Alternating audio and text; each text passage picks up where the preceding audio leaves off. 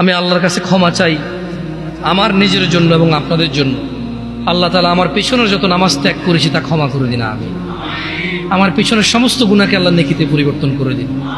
ছোট ভাই আমার, বোন আমার, প্রতিজ্ঞা করো, বাপ মরবে, মা মরবে, ভূমিকম্প হবে, সিডর হবে, এই পৃথিবী লন্ড ভন্ড হয়ে যাবে, বেঁচে আছি মানি ফজরের 2 পড়তেই হবে।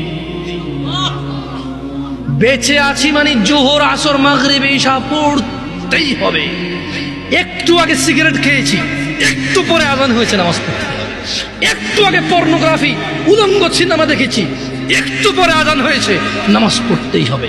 ঘুমের মধ্যে কাপড় চোপড় নষ্ট হয়েছে, মা জানে, বাপ জানে, ভাবি জানে, বোন জানে, সবাই জানে। এখন গোসল করলে সবাই বুঝবে কেন গোসল করছো।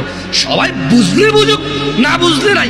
আরে বুঝলেই কি না বুঝলেই কি, আমার কাপড় নষ্ট হয়েছে, গোসল আমার ফরজ হয়েছে, আমি গোসল করবো, নামাজ পড়বো।